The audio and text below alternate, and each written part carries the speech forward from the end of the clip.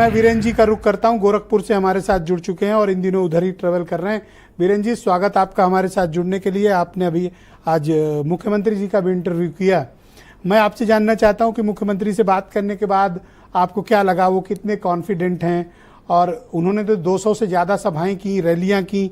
आपका उनसे बात करने के बाद आपके क्या पॉलिटिकल थॉट्स डेवलप हुए ये? और विशेष तौर पर जो जिक्र हम लोग आज डिबेट में ओबीसी बिरादरी के, गैर यादव ओबीसी कम्युनिटी के वोटिंग पैटर्न और शेड्यूल्ड कास्ट कम्युनिटी के वोटिंग पैटर्न पर बात कर रहे हैं, आपने फील्ड में क्या महसूस किया?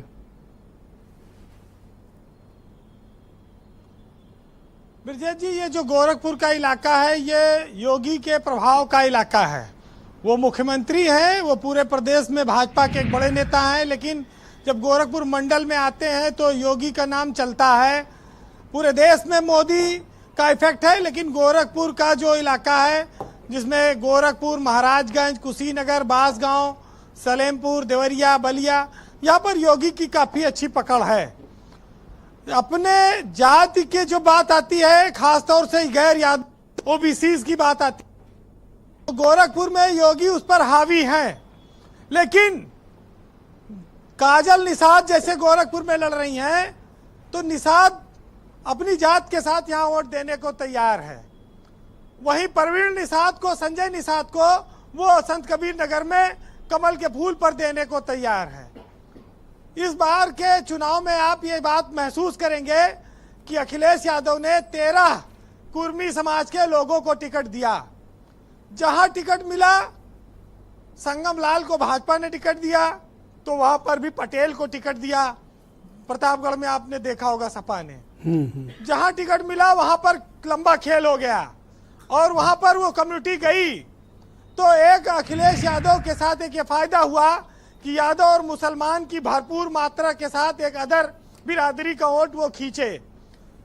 भाजपा के पास तो देखिए सवर्ण वोटों की भरमार हमेशा रही और योगी के आने के बाद से माना जाता है कि ठाकुर समाज योगी के साथ है, ब्राह्मण बहुत हद तक भाजपा के साथ रहता है, बनिया रहता ही है, अग्रवाल समाज, ओबीसी में मौर्य, कुशवाहा और तमाम सारे लोग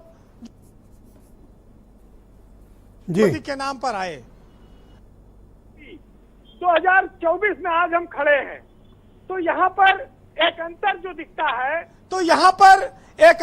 दिखता है कि या तो भाजपा की मनमानी या उनकी चूक, जो ये बार बार प्रत्याशी रिपीट किए, उसकी नाराजगी कई क्षेत्रों में देखने को मिल रही है। और कोई बड़ी बात नहीं है, अगर आप देखिए तो बाकी चीजें सामान्य हैं। दांव पेच समाजवादी पार्टी ने भी तगड़ा किया है, इंडिया गठबंधन ने भी, और उनकी सभाओं में इसीलिए भीड़ भी आती है। तो ये जो नुकसान प्रत्याशी न बदलने का है वो भी बीजेपी को एक तरह से है, इस बात को लोगों को मानना पड़ेगा। दूसरी बात और एक महत्वपूर्ण की मायावती को कहते हैं, आप कहते हैं बार बार कि उनका शेयर इंटैक्ट रहेगा, उनके वोटर इंटैक्ट रहेंगे। जब इतना बड़ा आरक्षण के बवाल मच गया, अंबेडकर आ गए कि संविधान खतरे में है, हल्ला मचा दिया गांव-गांव विपक्ष ने, तो मायावती कितने % वोट बैंक पे इस चुनाव में रुकेंगी वो खुद ही आकलन नहीं कर सकती। मायावती को लेकर कोई बहुत ज्यादा उत्साह इस चुनाव में नहीं दिखता है जी।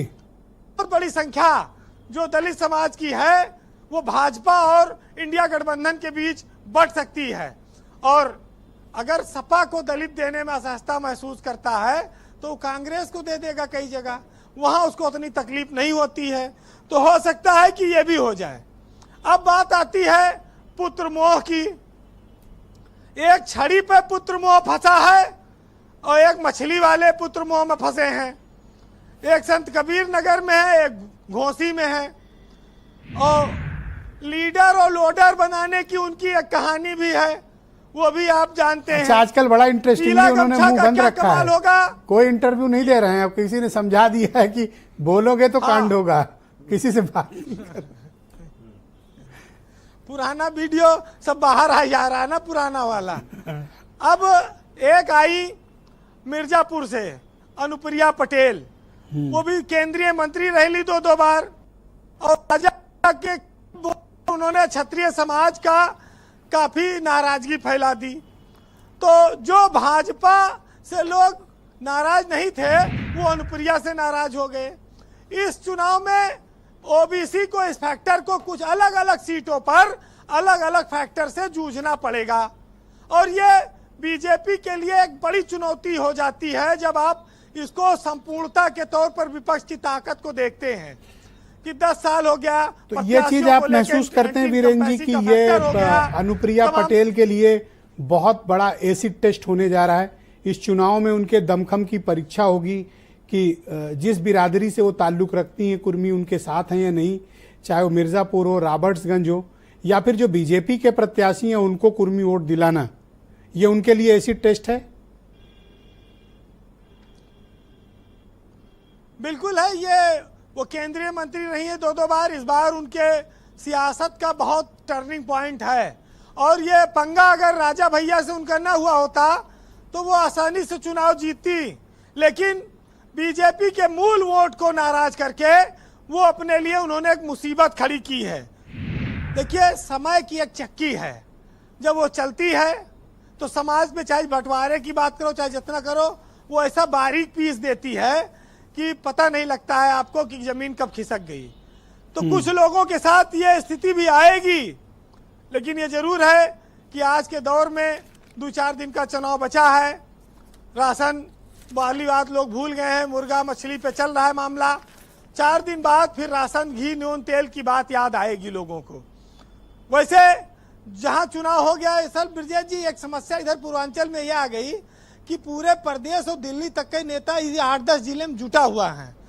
कहीं पर पैटर्न चल रहा है चुनावी, एक तरह से आप कह सकते हैं कि जहां चुनाव खत्म हो गया वो भी यहाँ चुनाव लड़ाने चले आए, रजिस्टर में नाम लिखा लो, मतलब ये कि हाजिरी लिखा दो। तो जितना वोटर, हाँ, जितना लीडर उतने लोडर, वो उतना उससे ज्यादा लोडर घूम रहे हैं।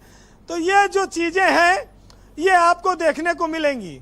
लेकिन एक चीज जान लीजिए, ये चुनाव जातीय आधार पर चुनाव है। अखिलेश यादव ने सीधी टक्कर दी है भाजपा को, ये भी सब लोग मानते हैं और लोग हम लोगों से पूछते हैं कितना सीट आ रही है। अब हम लोग कोई भविष्यवक्ता नहीं है, लेकिन अगर हम लोग 60 सीट कहें भाजपा जीत रही, 20 सीट कहें विपक्ष जीत रही, तो बीजेपी को भी ज्यादा तकलीफ नहीं होगी कि चलो पत्रकार जो है विरोध भी नहीं कर रहा है और 2-4 सीट कम कर रहा है। पिछली बार 64 थी सहयोगियों के साथ, और सपा भी खुश हो जाएगी, साइड में कटवा लेगी, कोई प्रॉब्लम नहीं, 1-2 कटवा लेंगे। जिस तरह का चुनाव हुआ 1-2 कट जाने में कोई प्रॉब्लम नहीं। ये सब बड़ी स्थितियां रहती जी। हाँ, ये वही बात मैं बता रहा हूँ।